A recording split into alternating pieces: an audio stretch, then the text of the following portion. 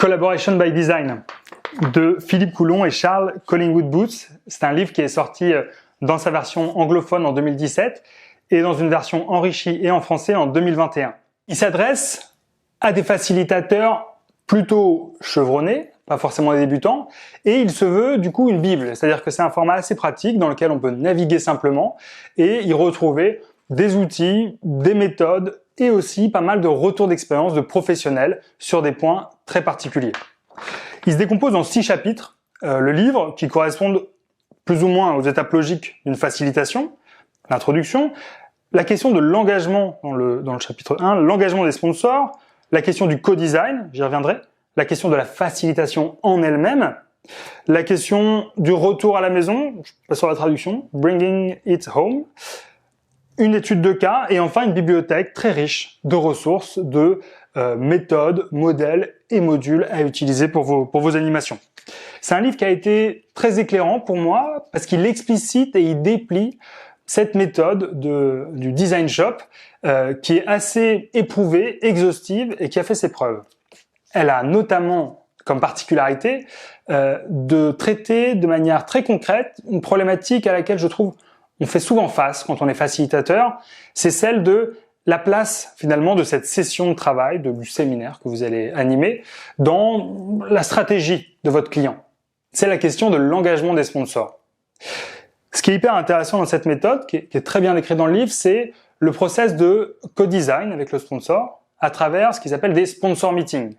Les sponsor meetings, c'est 3 à 6 rendez-vous qui sont des mini-ateliers qui vont reproduire l'identité, l'esprit et le format d'un vrai séminaire, d'un vrai atelier collaboratif, mais en petit, avec une équipe de sponsors qu'on cherche à engager pour bien définir le problème et la session collaborative qu'on veut mener.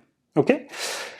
Cette étape du co-design, elle est en 6 étapes, d'après Philippe et Charles. La première étape, c'est de réussir à formuler c'est quoi la finalité de l'équipe. C'est-à-dire, pourquoi les sponsors ils doivent s'engager dans ce processus et c'est quoi la problématique business assez prenante qui fait qu'on s'énerve un peu et qu'on va organiser cette session. Donc on part d'en haut, on part de la fin, on part de la finalité. Là, on voudrait arriver. Ensuite, on va poser la question des objectifs qu'on va essayer de clarifier. Qu'est-ce qu'on attend concrètement de cette session de travail collaborative? En quoi les objectifs vont nous aider à atteindre la finalité qui est derrière. Donc d'abord la finalité, ensuite les objectifs. Troisième étape du co-design essentiel, identifier qui sont les participants.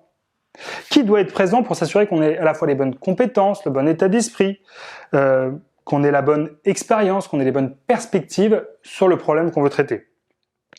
Ensuite, quatrième étape, c'est l'étape des principes de design, des design principles. L'idée, c'est à ce stade de formuler, de formaliser en gros des partis pris sur la forme de votre animation qui vont permettre de traiter le fond. Car c'est un peu le métier de facilitateur, c'est par la forme, par l'environnement, par la méthode, de traiter le fond du problème. Donc on va essayer de les poser et de les formaliser à cette étape. Ensuite, on crée le design, c'est-à-dire le flow d'activité qui va permettre de cheminer vers l'atteinte des objectifs. Et enfin, et seulement enfin, on fait l'agenda, le déroulé très concret, minute par minute, de ce qui va se passer dans l'atelier.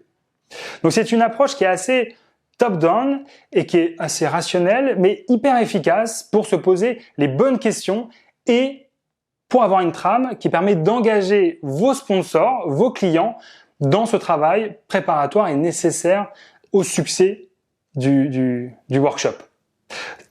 Quand on est facilitateur, c'est comme beaucoup d'autres métiers, par exemple thérapeute, le succès de ce qu'on fait dépend de l'implication du client ou du patient.